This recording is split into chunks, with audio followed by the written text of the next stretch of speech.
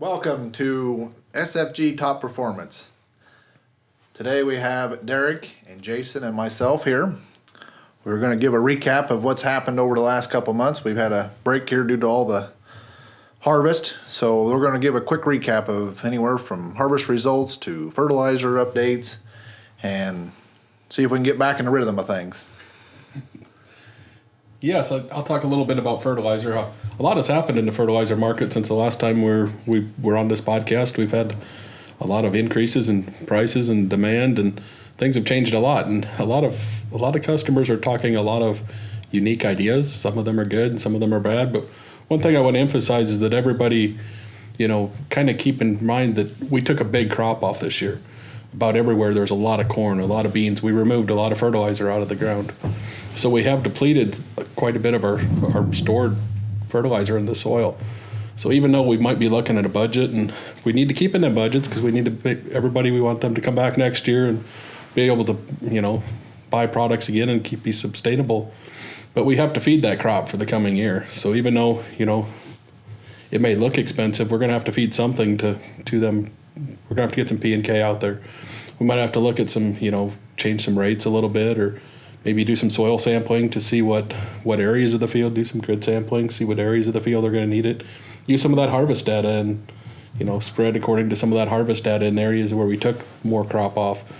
But, as far as I hear all the time, well, I'm just not going to put the P&K out there. That's only going to hurt yourself. We're not going to get you're not going to get the yield next year. And for what inputs are costing and what everything's costing, that's kind of, it's not a real economical way to go, is starve your crop for the coming year and not try to feed it for what's coming up. So, there's a lot of talk out there, a lot of things going to happen, but, we still need to look at feeding our crop and trying to grow as much as we can so we can pay that bill next year. Everything seems to be going up. Seed is the only thing that hasn't gone up substantially. So, but we still need to pay, for everything that we're going to do. So we need to feed that crop and find out our limiting nutrients and feed them limiting nutrients. So we can't forget about the fertilizer altogether, like I'm hearing some producers are thinking about. And we need to look for an alternative option if we need to, or different ways to do it, like grid sampling. And Derrick, we talked about a lot of this. Seed, that's a good way we could get a little more yields. Plant that premium seed. What are you finding in plots?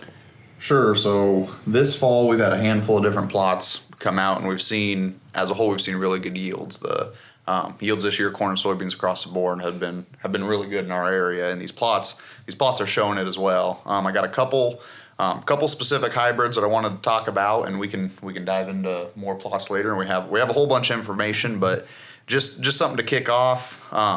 One hybrid that's worked really well for us is DeKalb 6595.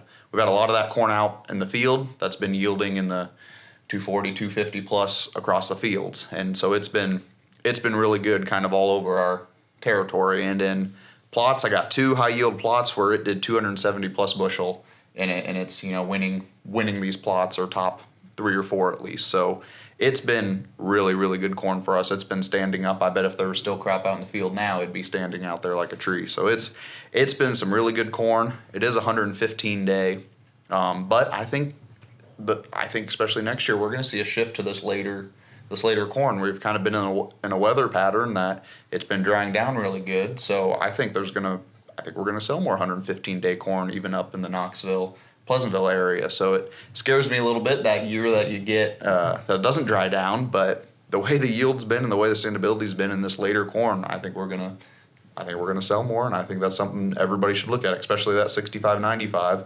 It's about in every DeKalb package that we make, so it's one that it's going to be around a while, and it's working really well.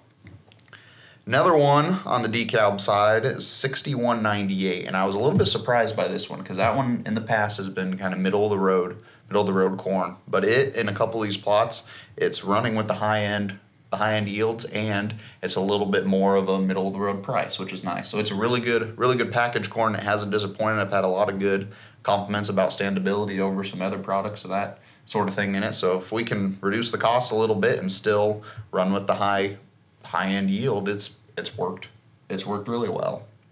One last one on the corn side, a cropland number 5115. I think it's going to be a growth number for us going into next year. It was new this year, so we've had a few bags out here and there, and it's priced middle of the road, kind of like that other decal number, but it's pumping out the yield in really high yield areas, and it's holding its own in the variable type acres. So it's truly a competitive price, and it's performing well. And it's one of those products that I think we found that we'll be able to use for a few years. That'll get the price per bag down a little bit and not be always at the premium. Because this year, like Jason said, seeds up a little bit. Not outrageous. I mean, it's 9-10% up, which sounds like a lot, but when you're comparing it to fertilizer, that's 60% up. It's not too bad, but we still gotta look at a way to reduce cost per acre. I've had a lot of conversations with not a lot we can do on the fertilizer, but if a guy can get almost the same yield and take down seed costs a little bit, some of these other products do that, and we sell a lot of the top end hybrids, but I have conversations. We don't have to sell $270 corn. We have a lot of options that can fit any budget. So those have been doing really well on the corn side. On the soybean side, anything over 3.0 and up has done really well for us this year. The early beans were good, but they were. I really do believe we lose some yield potential with the earlier beans. It's just we can get in there and harvest a little bit earlier, and you got to start somewhere. But they were good this year. It all depends on that August rain. They caught an August rain, so they yielded well. But two maturities that are doing well for us are the 3.1 and the 3.2. I have an new Asgrow bean that's working really well, 31XF1, and then a McKinley Mershman that's working really good too, a 2132E. It's a 3.2 maturity. In my Mershman packages, I'm going to lean hard on the 3.2s this year, and they got rid of the 3.0 and got rid of the 3.4, so a lot of those numbers are going to go into that 3.2. So it's yielding really good. I had 2 plots that did 66 bushels an acre with no fungicide on it. So that bean's working really well. As we get into the later stuff, the Mershman Kennedy 3.6, that's been yielding well for 3 years. It's still yielding well. That one's not going away anytime soon. And then we got the Asgrow 35 XF1. That's on its year 2 of the Extend Flex. So again, that one you can spray Liberty or Roundup or dicamba on it. So it makes the toolbox a little bit bigger with those Asgrow beans, and it's yielding well. They're both all the beans were good this year, so it's kind of a toss up which ones were the best. It kind of just depends on your area, but we're really looking at placing beans like we are on corn. Putting the good beans on the good fields instead of just starting an order, plant the beans and forget about them until harvest. But that's mostly what's going on in the plot world. Little recap. We'll have a lot of information here in 2 weeks of the actual on-farm trials. That's my plan for in 2 weeks. Put those together and share with everyone what the best products were there. Jason? Yes, we definitely had a lot go on this fall with the markets changing and everybody's, the fertilizer's been pretty erratic. Charles, operationally, how has that affected things, and how are we doing there? Well, operational wise, dry fertilizers being applied. We are running gas. Probably, I'm guessing half the season's probably over the anhydrous. We need another week, 10 days, and I think you're going to see most of the gas done. We're applying Supergrow. That's going strong. We're officially sold out of Supergrow right now, so that's run really well. Now we just got to get it all on the ground. Lime, we're going to try to get back in the field next week if we can find enough trucks and drivers to apply lime. But it just as a whole, everybody's just go. And the harvest is the same thing as done. All the elevators are same as full. We've done everything but dump it on the ground. Milo was a struggle to get it up and operational, but we did get it operational. Jason's got his new scales in down at Centerville. That's working well. So that's a pretty big landing strip for the trucks to land on now. So a 14 by 80 scale is a pretty big scale. But anyway, those are in operation. As far as anything else, fertilizer-wise, I mean, just like you said, the markets are high, and so far there's been a good supply of P&K and anhydrous.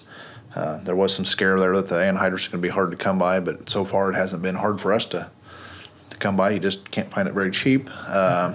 P&K wise, we're getting what we need there, and we're keeping things going. So keep the weather nice.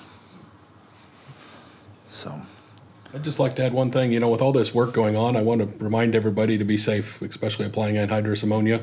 Everybody's tired after a long fall. We've hauled a lot of bushel away, so be careful. When that toolbar breaks down, call us to come fix it. Be careful. Don't try to do something that you don't know how to fix. Call us and we'll come do what we can to fix it. It might take us a little bit, but be careful. We don't want to see somebody hurt from that. Yeah, Charles and I just ran into that yesterday, actually. I was filling up a tank, and something was leaking off a little bit more than it should have been, and I was there by myself and didn't want to get myself in trouble, so don't be afraid to call in a little help. yep, better safe than sorry. You can always say, well, I didn't think. Well, it'll get you. So,